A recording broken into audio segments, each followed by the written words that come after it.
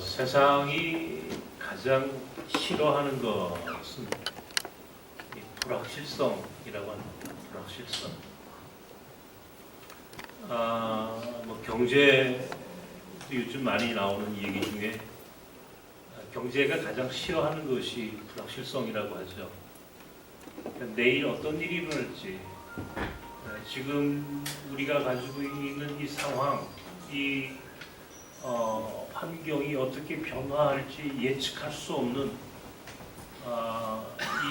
이런 상황들이 가장 싫어하는 것들 중에 하나죠. 어떻습니까? 여러분들 지금 이 코로나 문제가 어떻게 앞으로 어떻게 이게 진행될지 우리가 사실은 가장 무서운 것이 지금 당장의 문제가 아니라 이것이 언제까지 어떤 모습으로 진행할지 모른다라고 하는 사실, 다시 말하면 이 불확실성이 가장 무서운 공포스러운 것이죠. 사람들이 왜 죽음에 대하여 두려워합니까? 죽음 이후의 삶이 불확실하기 때문에, 잘 모르기 때문에 그런 거예요. 죽음이라고 하는 것, 사실은 그 자체가 두려운 것이 아니라 그 다음의 문제에 대하여 확실하게 알고 있는 것이 없다는 것이 가장 공포스러운 것이죠. 근데 그런 불확실성에 대해서 우리 믿는 사람들에게 참 다행스럽고 감사한 것은, 세상은 불확실하지만 우리 믿는 사람들은 확실하다는 거예요. 왜냐하면 우리에게는 적어도 두 가지의 보장이 있어요. 하나는 부활, 두 번째는 하나님 나라. 부활에 대한 믿음, 하나님 나라에 대한 소망이 있다는 것이 이게 얼마나 감사한 삶입니까? 그러니까 부활을 믿는다는 것, 이 부활에 대한 믿음이 있다는 것이 바로 우리의 삶의 모든 두려움, 모든 공포, 모든 참으로 감당할 수 없는 절망을 이기게 하는 가장 중요한 가치, 중요한 의미는 바로 이 부활이라고 하는 말 속에 숨어져 있습니다. 오늘 이 부활의 아침에 어떤 말씀으로 우리가 함께 위로를 받고 또 함께 힘을 얻을 수 있을까 생각하다 이 고린도전서 15장 바로 이 부활장, 바울 사도가 어떤 측면에서는 가장 중요하게 여겼던, 바울 신학에 있어서 가장 중요하게 여겼던 믿음, 그리고 이 부활이라고 하는 이 이야기를 담아있는 이 부활장을 우리가 함께 오늘 묵상해 보려고 합니다. 바울이라는 사람이요, 저는 예수 그리스도를 사실은 역사적으로 한 번도 만나보지 못한 사람이에요. 참 재미있는 사람입니다. 그러니까 베드로나 야고보나 요한같이 예수님의 원제자들은 예수님과 직접 3년의 공생애를 함께 경험한 뿐만 아니라 예수님의 십자가 사건과 부활의 현장을 직접 경험한 사람들이에요. 근데 바울은 역사적인 예수님을 만나보지 못했어요. 역사적 예수, 다시 말하면 공생애는 물론이고 십자가 사건과 부활의 사건도 사실은 그는 직접 목격하거나 보지 못했습니다. 그럼에도 불구하고 그는 예수 그리스도의 부활의 이야기를 들었어요. 그리고 그는 간접적으로나마 이 부활의 사건에 대하여 확신하게 됩니다. 부활의 믿음이 생겼어요. 그리고 그 믿음으로 오늘 고린도서 15장 부활정을 서술합니다. 뭐라고 서술합니까? 부활이 없다면,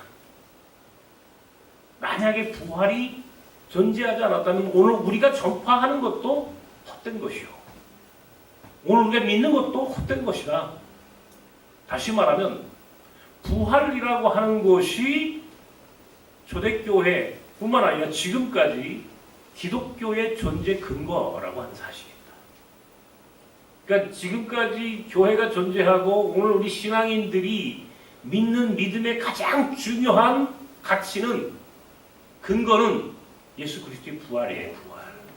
예수 그리스도의 부활이 없다면 교회도 존재할 이유가 없고, 예수 그리스도의 부활이 없다면 오늘 믿는 우리 믿음도 사실은 헛거예요. 그러니까 이 부활이라고 하는 이 의미는 교회를 존재하게 하고, 우리가 신앙을 갖게 하고, 우리를 살아가게 하고, 이것이 지난 2000년 동안 기독교를 오늘 여기까지 이끌어온 바로 그 힘은, 그 능력은 바로 부활의 힘, 부활의 능력 때문이라고 한 사실이에요. 그러니까 오늘 우리는 부활 공동체예요. 부활을 증언하는, 부활을 믿고 그것을 증거하는 부활 증언 공동체가 교회이고 우리 신앙인들이에요. 바울은 바로 그런 의미에서 오늘 부활을 증언합니다.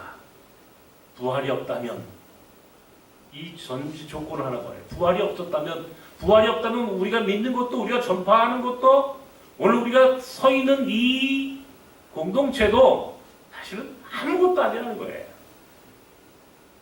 그러니까 부활을 믿는 사람들, 부활을 믿는 사람들의 모임이 오늘 교회. 여러분 부활을 믿으십니까? 예수 그리스도의 부활 사건을 바울처럼 우리는 직접 목격하거나 도마처럼 예수 그리스도의 손을 잡아보지는 못했지만, 여러분 부활을 믿으십니까? 바로 그 믿음으로 오늘 우리가 여기에 와 있는 거죠. 자, 그러면 지난 2000년 동안 부활을 믿고 증언하는 교회가 어떻게 부활을 믿고 어떻게 살아왔느냐. 바로 부활의 능력과 부활의 힘이라고 하는 것은 우리의 삶을 어떻게 바꾸느냐. 이걸 알면 오늘 우리의 삶의 모든 문제도 사실은 여기서 해결할 수가 있어요. 그렇겠죠. 부활을 믿는 교회, 부활을 믿었던 교회의 역사를 우리가 알면 오늘 우리가 살고 있는 오늘 이 삶의 고통도, 이 절망의 상황도 우리 이길 수 있겠죠. 부활의 믿음이 있다면 지금 그 어떤 어려움도 우리 이길 수 있겠죠. 당연하죠. 그죠? 아니, 이 세상에서 보십시오, 여러분. 제일 무서운 사람이 누구예요? 가장 두려운 사람이. 네? 죽어도 괜찮다 하는 사람이에요. 죽어도 좋아? 왜? 그 다음을 확실히 알고 있으니까. 그 다음이 보장되어 있으니까. 죽어도 부활할 것을 보장받은 사람들이 세상에 뭐가 두렵겠어요? 그러니까 이 세상에서 가장 무서운 사람은 죽어도 괜찮아, 죽어도 좋아 라고 생각하고 덤비는 사람이 제일 무서운 사람이에요. 힘이 약한 사람도 그런 사람들은 이기지 못해요. 이해가 되세요? 힘이 없어도 약한 사람도 좋아, 나 한번 덤벼볼게, 한번 맞짱 떠, 한번 붙어. 왜? 그래, 내가 오늘 죽어도 우리 주님이 예수 그리스도께서 부활의 첫 열매가 되셨고, 그 부활의 열매가 되셨던 우리 주님의 부활의 현장을 목격했던 제자들처럼 나도 그 부활의 믿음으로 살아가고 있으므로 오늘 내가 이길 수 있어. 내가 다시 부활할 것을 믿고 있기 때문에 이 세상의 그 어떤 것들도 나를 감당할 수 없어. 이 초대교회 교인들을 향해서 사람들이 뭐라고 얘기를 했냐면 세상에 감당할 수 없는 사람들이라고 했어요. 세상이 감당할 수 없는 사람들. 야, 저 사람들은 도대체 무슨 배짱으로 저렇게 하지? 저 사람들은 도대체 무슨 힘으로 저렇게 살아가지? 그러니까 도저히 감당이 안 되는 거예요, 그 사람들이. 배운 것도 없고, 가진 것도 없고, 별 볼 일 없는 사람들 같이 보이는데, 그 사람들을 도무지 감당이 안 돼요. 죽여도 덤벼. 수많은 박해와 수많은 사람들이 순교를 당했는데도 망하지 않아. 왜? 부활을 믿으니까. 그러니까 세상이 감당할 수 없는 사람들이라고 별명을 붙여줄 만큼 부활의 증인되었던 사람들은 세상이 감당할 수 없을 만큼 끝까지 담대하고 용기 있게 자신들의 삶을 살아갔던 거예요. 그러니까 부활을 믿는 사람들은 한마디로 담대한 거예요. 용기가 있는 거예요. 바울이 오늘 자신이 고린도서 15장에서 부활을 얘기하면서 그가 비겁하게 자신의 삶을 살았어요? 아니에요. 나는 바울의 선교 현장을 우리가 이제 터키에 우리 호자토 선교사 때문에 늘 가보고 또 참 그래서 여러 번 제가 바울 사도의 선교지를 돌아보고 그의 그 발자취를 따라가보고 하면서 내가 느꼈던 것은 이야, 바울은 정말 위대했다. 어떻게 그렇게 일관성 있게 자신의 삶을 살아갈 수 있었을까? 모든 사람이 가지 말라고 하는 예루살렘. 3차 전도 여행을 마치고 다시 그의 고향인 가이사라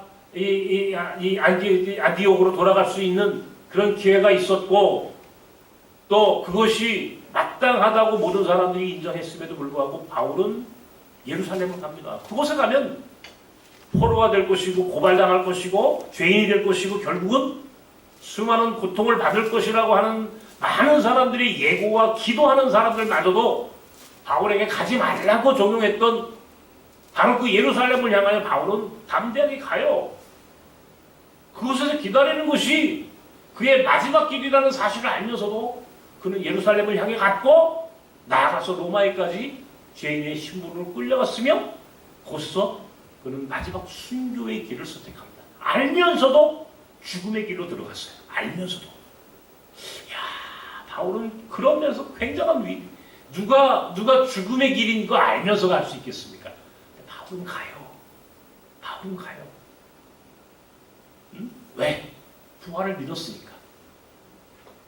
예수님의 제자들 베드로 같은 이는 어떻습니까? 예수님이 십자가 사건에 연루되어 이제 고난을 당하시는 그 현장에 베드로는 나는 예수를 모른다. 나는 저 사람을 몰라. 3번이나 부인하면서 예수와의 관계를 절연했던 사람이에요. 굉장히 비겁한 놈들이에요. 굉장히 비겁한 사람이에요. 그런데 그는 마지막에 예수님은 십자가에 온전히 달려 돌아가셨지만 나는 그렇게 할 수 없어. 나는 거꾸로 매달려 죽겠어. 십자가에 거꾸로 매달려 순교를 당했다라고 하는 이야기가 들릴 만큼 그는 죽음마저도 두려워하지 않았어요. 야, 어떻게 그것이 가능했을까? 그 비겁했던 배반했던 배반의 사람들이 모두가 다 제자들이 사도 요한을 제외한 모든 제자들이 전부 순교를 당합니다.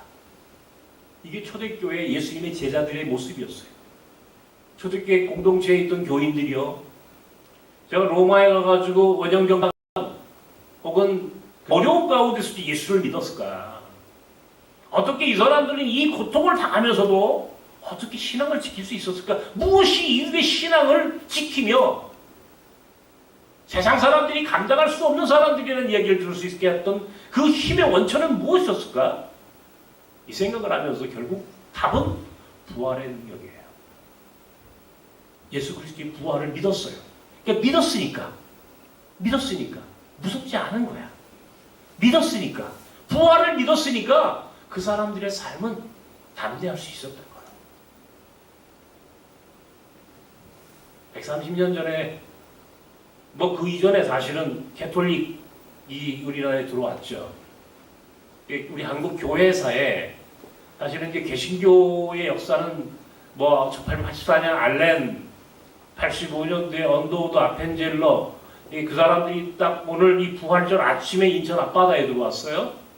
그 이전에 100년 전에 캐톨릭이 처음 우리나라에 들어왔습니다.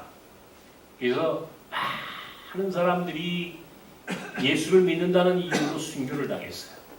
여러분들도 아마 그 순교 현장을 다 가보셨을 겁니다. 근데 그렇게 많은 사람들이 순교를 당하면서도 오늘날 캐톨릭을 비롯해서 오늘 한국 교회가 여기까지 오는 이 일련의 과정에서 얼마나 많은 사람들이 박해를 당했으며 얼마나 많은 사람들이 죽음을 당했습니까? 그럼에도 불구하고 교회는 더 왕성하게 성장을 했고 부흥을 했어요.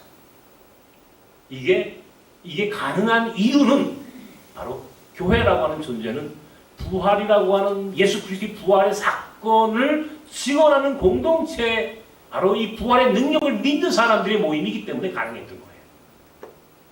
일제시대 때 신사참배, 우리는 그 경험을 해보지 못했어요. 그죠?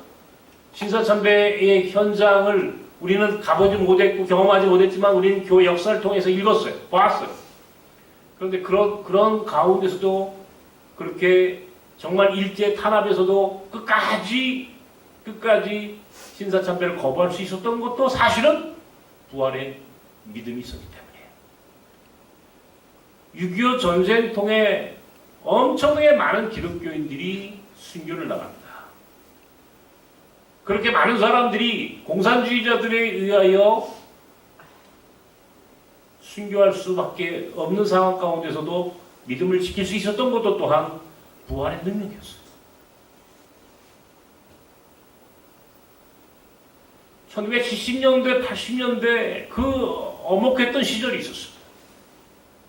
소위 군부가 통치하던 굉장히 엄혹했던 그 시절에도 교회는 바로 그런 잘못된 부정의한 정권에 저항할 수 있었던 힘도 사실은 부활의 믿음이 있었기 때문에요. 왜?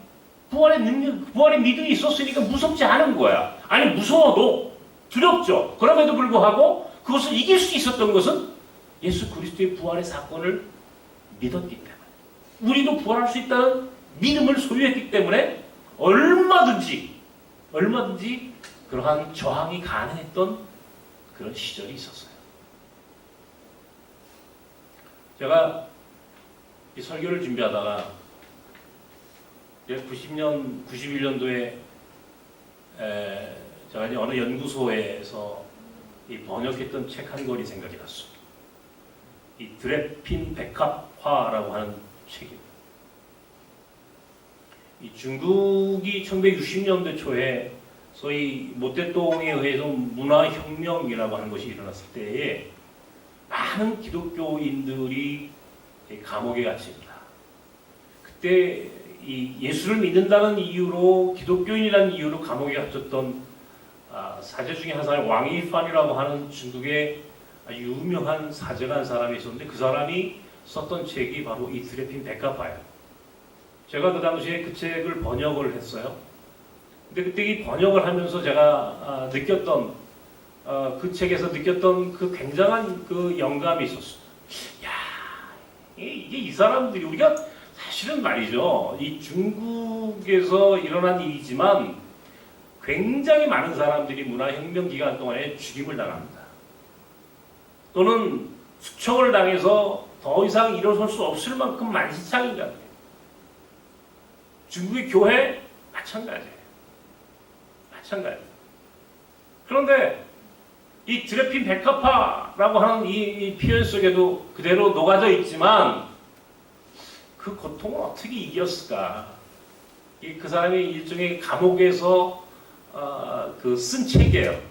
감옥에서 감옥살이를 하면서 문화혁명 기간 동안에 감옥에서 있으면서 이 말씀을 통해서 하나님께서 그에게 위로해 주시고 또 부활의 영이 그에게 임하여서 그가 정말 그 고통스러웠던 시간들을 어떻게 이겨냈는지에 대한 아주 생생한 기록들입니다. 야, 그런 일들이 역사 속에서 가능했던 이유는 바로 예수 그리스도의 부활의 이 사건을 믿었던, 부활의 능력을 믿었던 바로 그 부활의 믿음이 있었기 때문이로구나.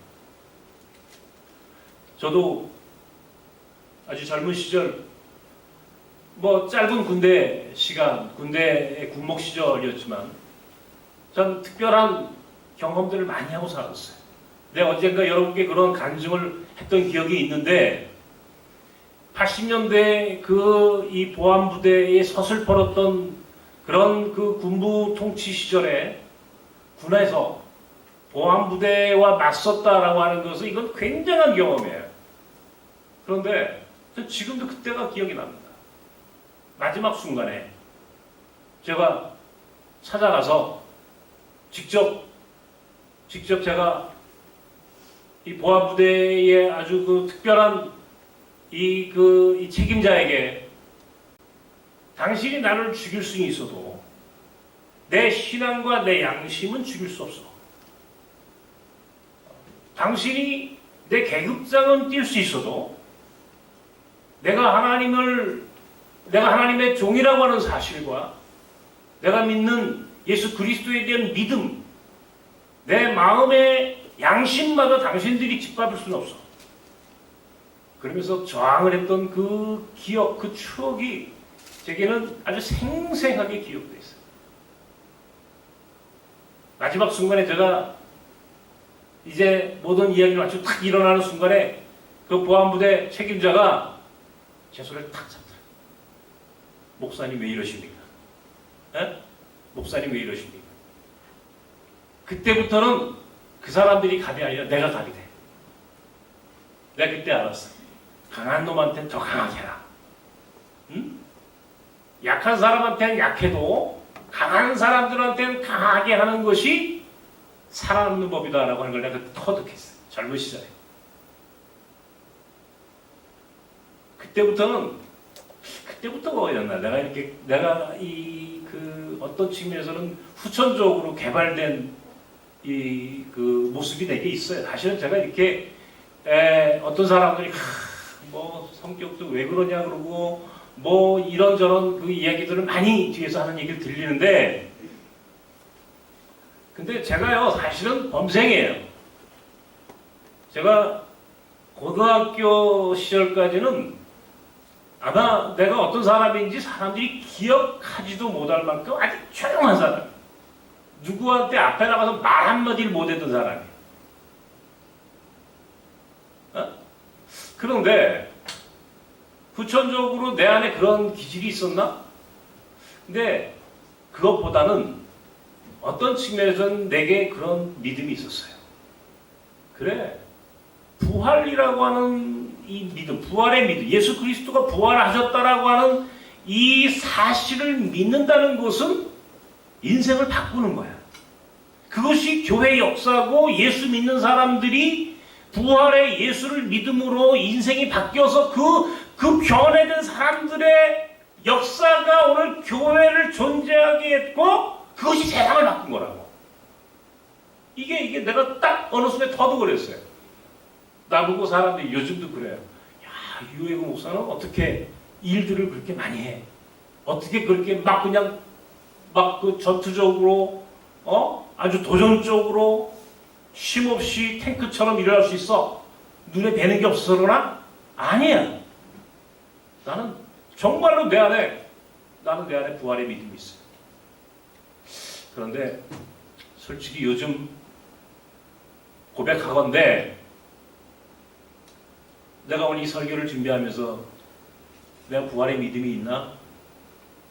내가 과거에 그런 당당했던, 담대했던, 용기 있던 그런 시절을 반추해 보면서 그때 내가 가졌었던 그 부활의 믿음, 부활에 대한 신앙이 상당한 부분 훼손되어 있어요. 나도 모르게 부활에 대해서 생각하고 예수 그리스도의 부활을 믿는 것 대신 인간적인 생각들로 인간적인 방법으로 이 세상의 문제를 해결해 보려고 하는 내 안에 있는 사실은 부활의 능력, 부활의 믿음과는 관계없는 나를 발견할 때가 있었어요. 그러다 보니까 사실은 요즘 제가 아주 힘들어하는 것 중에 하나가 제가 잠을 자지 못하는 거거든요. 굉장한 불면증에 지금 걸려 있습니다. 근데 그것도 어떤 측면에서는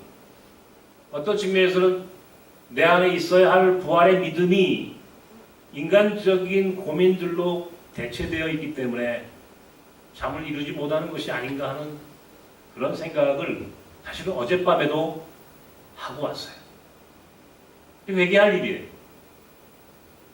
교회란, 기독교인이란 적어도 예수 그리스도의 부활을 믿는 부활의 공동체이고 그 부활을 믿는 삶을 사는 것이 마땅함에도 불구하고 하물며 목사인 나는 과연 부활의 믿음으로 오늘 내 삶을 살고 있는가?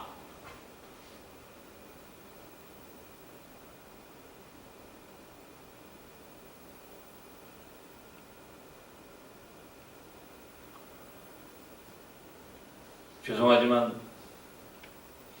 부끄럽지만 부활의 믿음을 많이 잃어버린 것 같아요. 그래서 두려운 거예요. 그래서 자꾸만 세상이 두렵고 힘들고 괴로운 거예요. 부활의 믿음이 있으면 분명히 내 삶이 바뀌어야 하고 그 변화된 생각과 삶이 자유롭게 하고 그 세상과 타협을 하고 약해지는 저를 발견했습니다. 오늘 제가 회복해야 할 것은 부활의 믿음이에요. 그래야 남은 삶을 더 의미 있게 살아갈 수 있으며 또 이 짊어진 십자가를 기쁘게 짊어지고 갈 수 있을 것 같아요. 그죠? 그런데 자꾸 무겁게 느껴지는 것이 내 안에 부활의 능력을 점점 잃어가고 있다는 사실을 제가 불현듯 느꼈을 때에 오늘 이 부활의 아침에 이 말씀을 나누면서 여러분께 고백을 하는 겁니다. 내가 부활의 믿음을 잃었구나. 부활의 능력을 상실했구나. 한때는 당당했고 담대했고 용기 있던 사람이 어떻게 부활의 믿음도 부활의 능력도 상실하고 잃어버리고 약하고 점점 초라해지고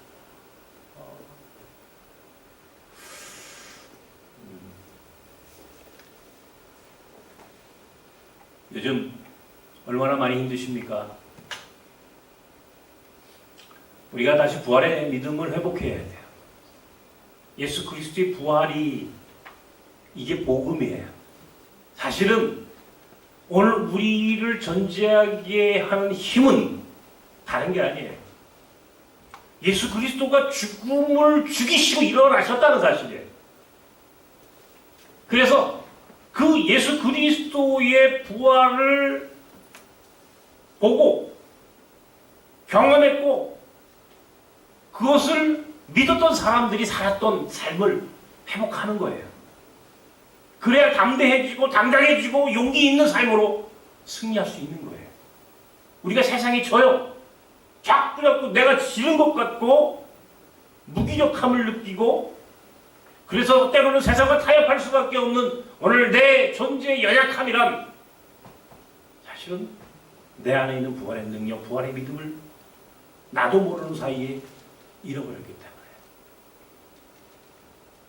당장 부활의 믿음을 회복하고 부활의 능력을 잃어버린 능력을 찾아야 할 것 같습니다.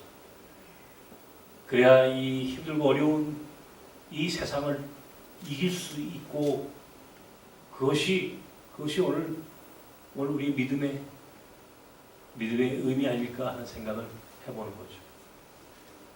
두 번째는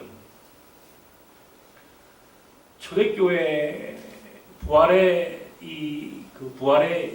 예수 그리스도 부활하신 예수 그리스도를 만난 제자들, 물론 그 이후에 이제 예수 그리스도의 마지막 하나님 나라의 승천 사건까지 경험한 초대교회 교인들은 사도행전 2장부터 4장에 쭉 그 내용이 기록되어 있는데 보면은 부활의 그 공동체는 서로 나누며 섬기는 공동체였다라고 하는 사실을 보여줍니다. 그렇죠. 우리가 이 세상에서 인간이 욕심을 내고 이기적인 인간으로 살아가는 이유가 뭐예요? 왜 이기적이에요, 우리가? 왜 이기적이에요? 자기 것만 챙기려고 하고, 왜 우리가 그렇게 이기적인 삶을 살아가려고 합니까? 그것은 사실은 서두에도 말씀드렸던 것처럼 미래가 불확실하기 때문에 그런 거예요. 미래가 불확실하니까 자꾸 내 것을 먼저 챙겨야 되는 거예요. 냉장고에 모든 걸 챙겨놔야 되는 거예요. 잠겨놓고 불확실하기 때문에 어떤 일이 일어날지 모르기 때문에 그때를 대비해서 내 것을 이기적인 것들로 자꾸 챙기고 소유하고. 그런데 부활을 믿는 사람들은 그럴 필요가 없는 거예요. 이기적인 삶을 살 이유가 없는 거예요. 왜? 지금 당장 이 고난이 하물며 죽음까지도 이길 수 있다는 담대한 생각이 들었고, 죽음까지도 이길 수 있다는 믿음이 있으면 당장 내가 이기적으로 살아야 할 이유가 없는 거예요. 내가 먼저 내 것을 챙기고 소유해야 할 이유가 없는 거예요. 서로 함께 더불어 나누며 섬길 수 있는 거예요. 그러니까 사도행전 2장 3장 4장에 보면은 초대교회 교회의 공동체의 가장 중요했던 모습이 뭐냐면 가난한 사람들과 함께 나눴다는 거예요. 가난한 사람들에게 나누고 그 사람들에게 참으로 필요한 것들을 더불어 섬기면서 자기 것을 자기 것이라고 주장하지 않고 오히려 가난한 사람들과 함께 더불어 살아가는 공동체. 이 고난의 현장에 오히려 동참할 수 있는 여유로운 마음이 생겼다는 거예요. 이 고난의 현장에 자발적으로 주도적으로 참여할 수 있는 마음, 이게 부활신앙이에요. 지난주에 제가 설교 시간에 우리가 잃어버린 것은 예배가 아니라 우리가 잃어버린 것은 사람이다. 사마리아 사람과 유대인의 관계 속에서 유대인들은 하나님께 예배하는 자라고 하는 이 예배자라고 하는 그런 소위 그들만의 이 예배자, 하나님 앞에서 이 제사를 지냈고 예루살렘 성전에서 예배하는 그 사람들의 순결성과 거룩성을 담보해내기 위해서 오히려 사마리아 사람들이라고 하는 이방인들과 함께했던 사람들에 대하여 편견과 차별과 혐오로 함께 예배하지 않고 그렇게 해서 예루살렘 성전이 아닌 사마리아 성전에서 예배를 드릴 수밖에 없었던 사마리아 사람의 이야기. 그럼에도 불구하고 결국 그렇게 자기들만의 예배, 자기들만의 제사가 독점적으로 드려졌다라고 하는 이 유대인들, 그 예루살렘 성전의 성전주의자들은 하나님께 제사한다고 예배한다고 하지만 결국은 그것이 이기적인 기득권을 노리는 종교 권력과 부로 타락한 교회의 모습을 보여준 것이 아니냐? 과연 하나님이 그런 예배를 받으셨을까? 그러므로 하나님이 우리에게 원하시는 것은 예배가 아니고 순종이고, 하나님이 우리에게 원하시는 것은 예배가 아니라 잃어버린 형제와 자매를 찾아가는 것이다. 우리가 잃어버린 것은 예배가 아니고 우리가 잃어버린 것은 이웃이다 라고 제가 이야기를 했어요. 그러면서 호잡도에게 터키에 있는 난민들에게 우리가 그렇게 함께 나누며 섬기자 그렇게 한마디 했을 때 난 우리 교인들이 이렇게 기쁨으로 동참할 줄 몰랐어요. 너무너무 감사한 거예요. 그냥 헌금 저 온라인으로 예배를 드리는 여러분들 어떤 마음으로 예배를 드렸는지 제가 느낄 수 있었어요. 많은 분들이 동참을 하셨어요. 호잡도가 연락이 왔어요. 이란 난민들에게 이제 뭡니까 이 쿠폰 같은 것이죠. 이 빵과 치즈를 살 수 있는 쿠폰을 다 이렇게 나눠줬대요. 나눠주면서 이거는 서울에 있는 나섬교회, 나섬 공동체가 여러분들에게 함께 나누며 섬기는 것입니다. 라고 이렇게 쭉 설명하면 하더니 내가 눈물을 줄줄 흘리면서 울면서 참으로 고맙다고. 제가 그런 생각을 했습니다. 야, 선교라는 게 도대체 뭐냐? 선교란 도대체 뭐냐? 우리가 어떻게 선교해야 되는 거냐? 가서 사형리를 읽어주고 성경책을 읽어주고 이것도 물론 중요한 선교예요. 그런데 사실은 가장 좋은 선교는 그들의 필요에 함께 동참하고 그들의 고난에 동참하고 그들을 정말 예수 그리스도의 사랑으로 보듬어 안아주고 나누며 섬기며 함께 우리가 그들과 함께하고 있다는 사실을 작게나마 우리의 삶으로 표시했을 때 그것이 진정한 의미의 선교. 호잡도가 그래요. 목사님, 우리 페르시아 이 난민들이 그렇게 참으로 기뻐하며 감사하게 받았다고. 우리 교인들이, 우리 뉴라이프 회원들이 혹은 우리 나섬과 함께하는 이들이 참여해서 나누었던 그 사랑이 얼마나 위대한 역사를 만들어가고 있는지에 대해서 내가 느꼈어요. 그랬더니 우리 지난주에 당회에서 우리 장로님들이 한 마음으로 우리 나섬에 있는 교인들도 나눕시다. 나섬 교인들도 우리 하나 다 나눴으면 좋겠습니다. 아니 국가에서도 지금 기본 재난 기본 소득이라고 그럽니까? 뭐랍니까? 나 그걸 잘 표현을 모르겠는데 50만 원을 주네, 100만 원을 주네 그러잖아요. 다 전 국민들에게 나눠주자 그러는데 내가 그런 생각이 들더라고. 우리 교회 헌금도 우리 교인들한테 다 나눠주자. 여러분 좋으세요? 그렇게 하면 좋게. 그래가지고 지금 우리 교회 헌금이 얼마 있는지 잘 몰라요. 사실은 얼마가 되겠어. 우리는 예산이 뻔한 교회인데 다 우리도 그냥 한 10만 원씩 다 나눌까? 20만 원씩 나눌 수 있으면 좋을까? 근데 그 생각도 했어요. 어쨌든 우리 당회에서 우리 장로님들이 더 우리 수기를 해봐야 되겠지만 가장 먼저 힘들고 어려운 우리 교인들에게 좀 나눕시다. 이런 이야기들을 나누면서 그래요. 교회가 무슨 헌금 모아가지고 도대체 뭐 하겠다고.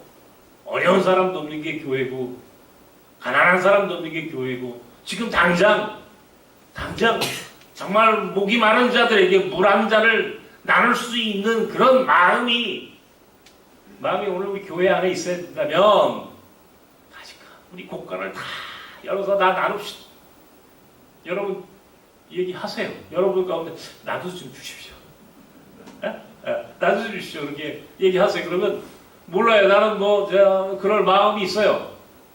우리 당회가 우리 장로님들이 어떤 마음을 갖고 계신지 잘 모르지만 우리 장로님들 그렇게 틀리지 않을 거요. 저하고 그렇게 다르지 않을 거요.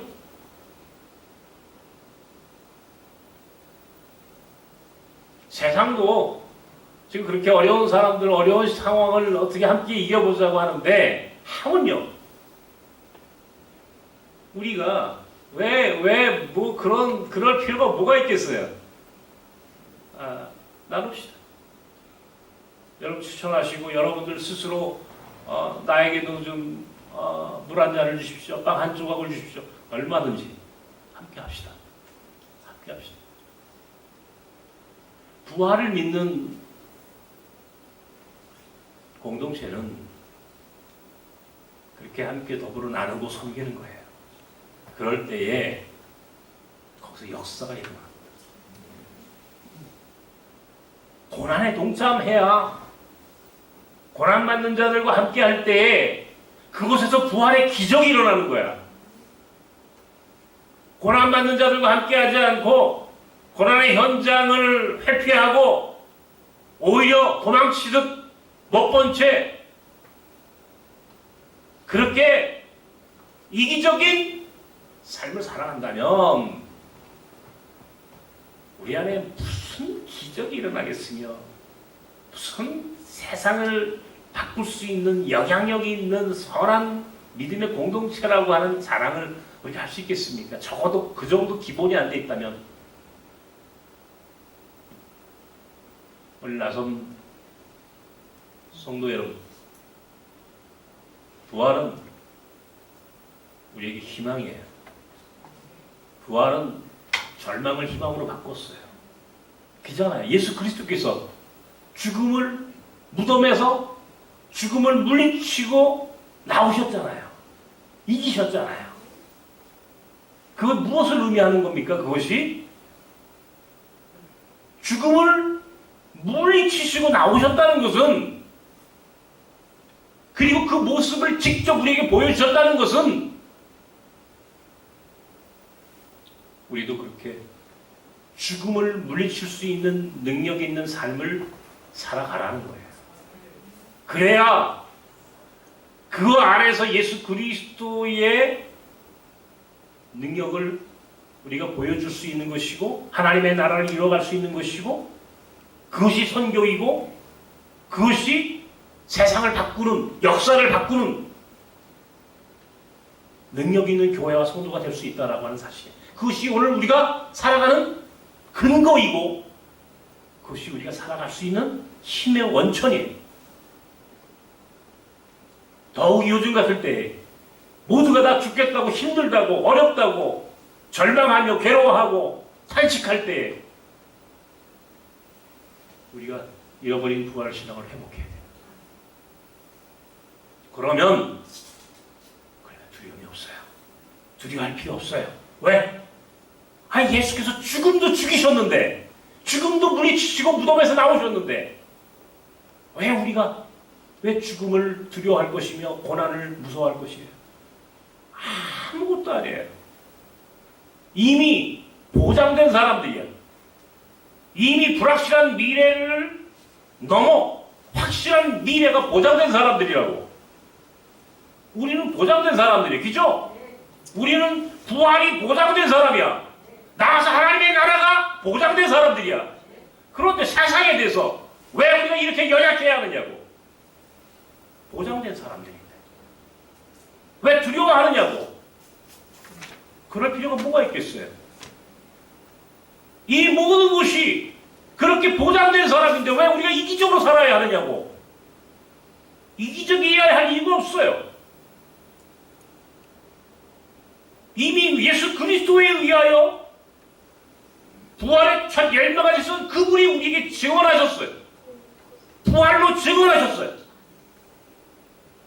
그 예수를 믿으면 우리도 부활할 수 있다라고 가르쳐 주셨어요. 그래서 바울처럼 베드로처럼 제자들처럼 초대교회 교인들처럼 그렇게 담대하게 살았던 사람들의 역사가 흘러 오늘 우리에게까지 왔어요. 지금 우리가 여기 서 있는 그 존재의 근거가 바로 부활의 믿음이야. 부활의 능력이라고. 그렇다면 담대하게 용기 있게 희망으로 다시 일어나야 합니다. 그리고 고난의 현장에 처해 있는 우리들의 이웃들, 가난하고 힘없는 사람들, 저 터키에 있는 난민들, 저 인도에 있는 힘없는 가난한 사람들, 저 베트남에 있는 사람들, 저 몽골에 있는 사람들, 우리 나서만에 있는 가난한 나그네들 함께 더불어 손을 잡고 일어나야 돼요. 그래서 이것이 하나님의 나라야. 이것이 부활의 능력을 믿는 믿음의 사람들이 살아야 할 삶의 모습이야. 이렇게 하는 것이 세상을 바꾸는 것이 이것이 바로 역사를 바꾸는 것이고, 이것이 예수 그리스도를 증언하는 부활의 증언 공동체, 바로 그 모습이라는 사실을 당당하게 보여주고 살아갈 수 있을 때 우리는 정말 은혜 받은 사람으로 다시 회복하고 살아갈 수 있어요. 다시 한번 부활의 능력을 믿고 부활의 믿음으로 오늘의 어려움을 이기기 위해 승리하며 살아가는 우리 나섬 사람들이 되기를 주님의 이름으로 축원합니다. 잠시 기도합시다. 혹시 우리 안에 부활의 능력을 잃어버렸습니까? 부활의 믿음을 잃어버렸습니까? 예수께서 오늘 부활의 첫 열매가 되셨는데, 오늘 우리는 예수 그리스도의 부활을 믿지 않고 여전히 세상에 대하여 두려워하고 연약한 모습들로 타협하며 살아가는 오늘 우리가 아닌가 돌아보면서 부활의 믿음을 다시 회복하는 시간 되길 바랍니다. 나아가서 부활의 능력을 회복한 자들에게는 더불어 나누며 섬기며 우리 이웃들과 함께 살아가는 삶의 모습들입니다. 나서는 그런 공동체여야 합니다. 오늘 그런 우리 신앙이 되기를 위해서 시간 함께 하나님께 기도하십시다.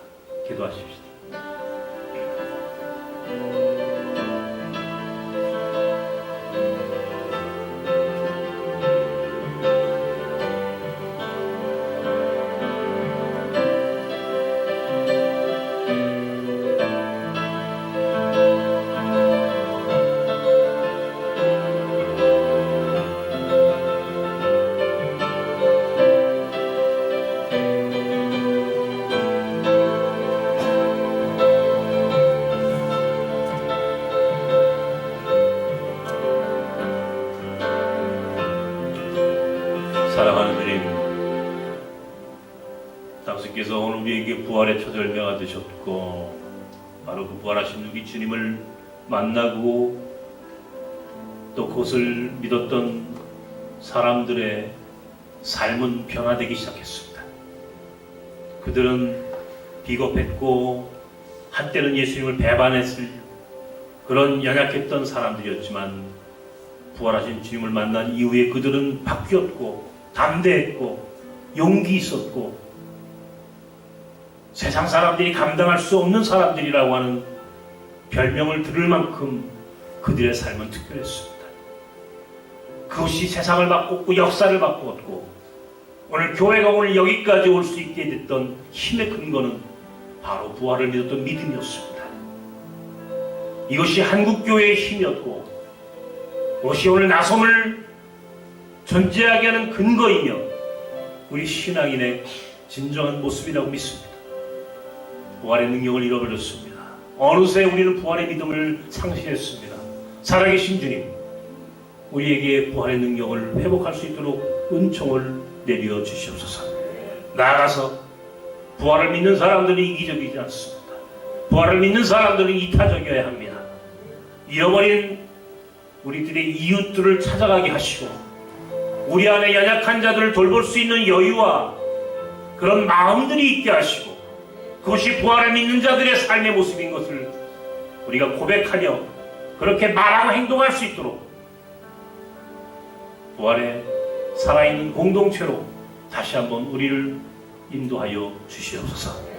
이제는 우리 주 예수 그리스도의 크신 은혜와 하나님의 사랑과 성령님의 교통 역사하시는 은총이 부활을 믿었던 사람들은 바로 그렇게 담대하게 용기 있게 그리고 함께 더불어 나누며 섬기며 살았던 사람이었음을 깨닫고 다시 한번 부활의 믿음을 회복하여 담대하게 힘있게 희망을 갖고 나아가서 오늘 우리에게 주어진 모든 사명을 잘 감당하여 부활의 증인이 되기를 끝까지 포기하지 않고 살아가는 나선 사람들 가운데 이제 영원까지 함께 하시길 간절히 축원하옵나이다. 아멘.